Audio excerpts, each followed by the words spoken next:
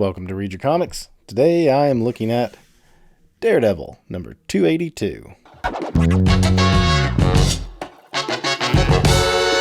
I haven't done a lot of Daredevil on the channel other than a quick first impression flip through I did of the gallery edition of Born Again. Go check that out if you haven't seen it yet.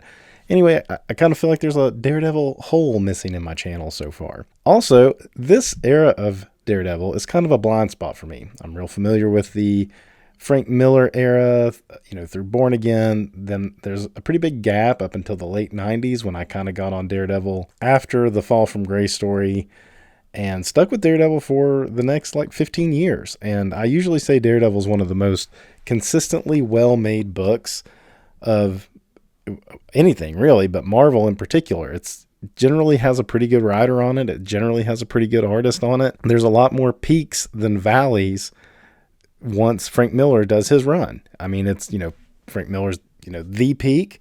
And then, Denny O'Neil does okay. And Nocenti has a good run. And there's, there's some valleys in that Fall from Grace story. But then it picks back up with Joe Kelly has a great run. And of course, the Marvel Knights era just continues on to this day even. But like I'm saying, this John Romita Jr. and Nocenti era, I have picked up a few here and there over the years, but I've never had a nice consecutive run to really sit down and soak it all in. And I still don't.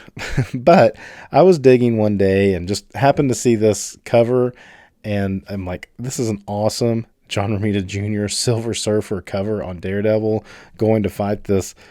It's Mephisto, but it doesn't look like any Mephisto that I really knew from before. And I just had to get this is one of those ones I had to pick up based on the cover alone. So I wanted to go ahead, I read it, and it's kind of the climax of a story, so I'm not fully sure what all is going on in it, but I got the gist enough, and I wanted to do it for the channel just because I think this is some of John Romita Jr.'s best work that I've really ever seen.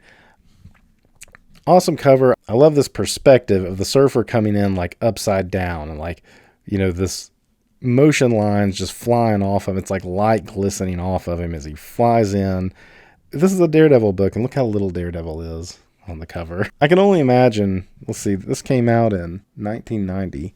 I was getting comics at this time. I don't recall seeing it on the shelf, but this would have something that would have at least drawn my eye to come over and look at. But like I said, it is picking up. At the climax of the story, Daredevil is in hell, or the nether realm, as Mephisto refers to it. And it goes through a list of, the different ways hell has been referred to through different mythologies and theologies and so forth. Like I said, Ann Nocenti's the writer. You got John Romita Jr.'s penciler, Al Williamson on inks. And the colors are pretty on point in this too with Gregory Wright. I love this heavy brush stroke that Williamson is using for a lot of it on, things like on Daredevil's face, on the flames and stuff. And then this thin, almost just like a pin line for some of the details, on these lost souls that are grasping at Daredevil's feet here. And then Blackheart, of course, that was the big running story of the time, was Blackheart, who I don't know a ton about, but he just looks like a big ink blot, and it works really well. So I guess Daredevil had defeated Blackheart to some degree and had him carrying him like a torch and is telling him that he's defeated. And at the same time, it sounds like Blackheart's trying to kind of help Daredevil against Mephisto here, because Blackheart's sort of the child of Mephisto, but also working against Mephisto. And, of course, that's how it would go. A devil character is going to create something that's going to turn against him. That's it's the Sith. It's any kind of royal Shakespearean intrigue. There's always somebody trying to overthrow the king. But so Blackheart goes, and this is where you see this Mephisto. And I don't know if Mephisto had already appeared like this in this Daredevil run or in anything else, but he reminds me of Malbolgia from Spawn, and we haven't seen Malbolgia yet. I have to wonder if Todd McFarlane kind of looked at this as an inspiration for what he was going to do with Malbolgia in just a couple of years from this. But again, we got that heavy ink line and the flames, the embers of the nether realm. But on Mephisto's hide, he has this thin lines going everywhere. And Mephisto knows the thoughts of Blackheart. He knows he's trying to betray him, calls him on it, and he squashes. Squish. Great lettering there. I love this panel in general of just this hand.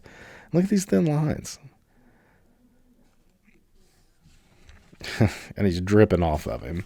And you're like, well, that was the end of Blackheart. That was pretty quick. But it's not.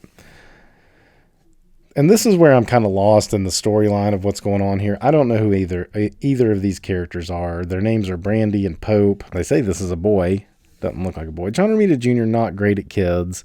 That's kind of well known. Yeah, looks like a girl from a distance, but they say he later on. So these soul things that come up from the ground, they're just these like hollow men, souls that are coming up, and they want to be worshipped. They're grabbing at the legs. They're not attacking. They are grabbing because they want to be loved and they want to be ruled. And that's kind of the temptation that Mephisto is trying to put them through here. Also, for some reason, we have Gorgon and Karnak, the Inhumans, showing up in here. And why are they in here? I don't know. Again, I'm lost. I'm totally lost at what's going on in the storyline here. But they see the same souls, and I love the way they're coming up from the ground. It's almost animated. I can see this, like they're coming up from like little rocks, and then they develop a face, and then like the face comes up like out of a puddle almost, before arms emerge and start grabbing at them. I mean, look at this. Again, great line work on the souls. Are very, very thin lines. A little thicker on the Inhumans, who I suppose they're naked. I didn't really see a loincloth on Gorgon there. But it's kind of... What's going on right there? The kids are clothed. Daredevil's clothed. Why are they naked? And he has these little demons come up, or little devils, saying like, let them worship you. You could be kings here, you little devils. And they do. They look like little, like, antithesis of like little angels flying around, trying to influence in a cartoony way. But, I mean, you got to look at them kind of close. Let's see if I can get a little closer. There we go. They look like little Mephistos, or at least the way Mephisto's drawn in this.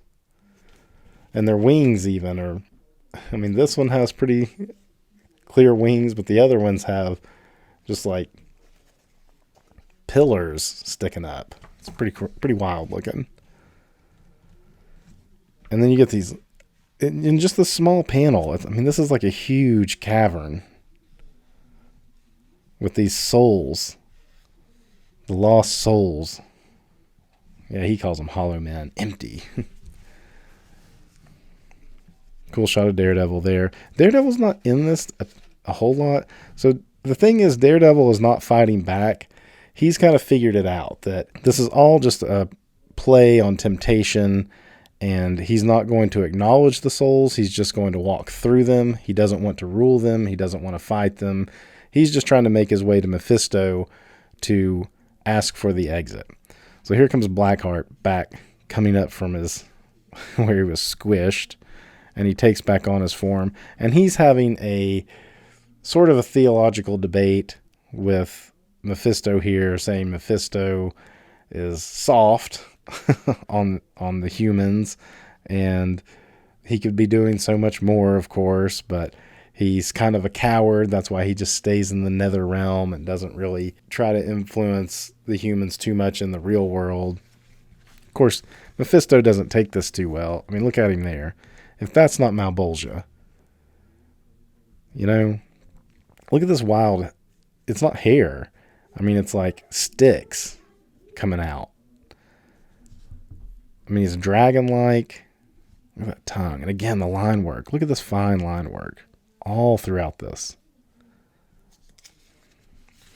And then he squishes Blackheart again, who just looks like an ink blot.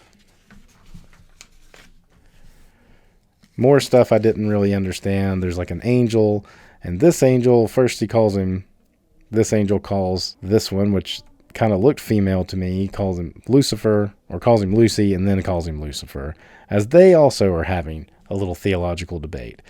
And Lucy is telling this one, whose name is number 9, that you can be free of your shackles. You can have free will. You can do what you want to do. Like I did the same, you can do it. And then that's where she's like, Lucifer, Lucifer, you're so sweet and so kind to explain this to me. Are you sure there's no such thing as a white knight? And then it says, in outer space, something white streaking toward the underworld. And this is an awesome spread of the Silver Surfer. I love this, these parallel lines, the box that he has him in. I mean, he's like pretty much laying on the board with his whole shin, his foot outstretched and his whole shin laying on the board, streaking through.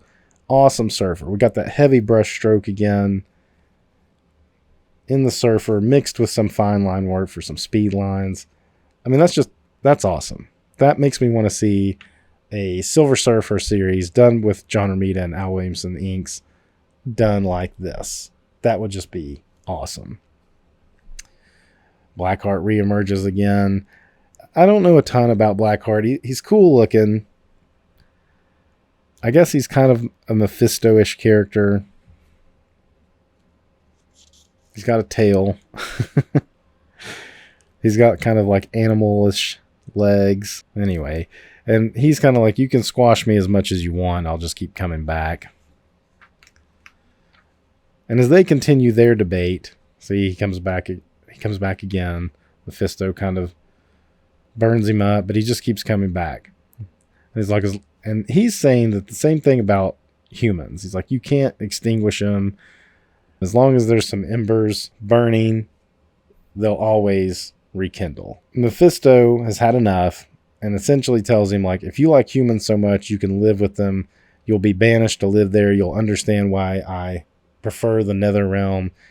Sending you up in human form. You'll have your powers, but they'll drive you crazy. And that's the end we see of Blackheart in this issue. So this must be wrapping up this whole Blackheart storyline. All the paths converge where we have our different folks, our angels, our inhumans, our naked and eunuch inhumans, and then our 2 kids, all converging on the path, and they overhear Daredevil, and Daredevil's like, I'm not going to fight you. You're going to let us go. We're just ready to go. We're not going to play your games. And that's how you get out of this. And Mephisto's still just threatening him. I like this panel too. You see all these empty souls crawling like a fungus almost, and they're crawling all over Mephisto. I mean, look at his breasts there. They're crawling all up Mephisto. They're crawling all up the side of these rock formations they're standing on. Awesome shot there. I mean, John Romita Jr., like, he really kills this issue. He really does. I like lettering when it does stuff like that. So Mephisto's lashing out, and he kills the girl, Brandy, to try to, like, influence Daredevil. It's just to show that he really means business. And he turns, no, ashes. Just ashes. So Mephisto thinks he's got it right here. He's got him in his clutches. They're about to turn. They're gonna try to fight him, which is what he wants. He wants him to put up a fight of good and evil. That's how he gets his kicks, I suppose. When all of a sudden, enough, Mephisto. Whoosh. And you've got another awesome spread of the Silver Surfer. I'm just going to keep pointing out these brush strokes on here. All in here. It's all thick. You've got your energy blast with the thick strokes mixed with these little thin lines around Mephisto all over. It's good variation. It adds different texture. It helps move the focal point around. I mean, the focal point's on the Surfer here.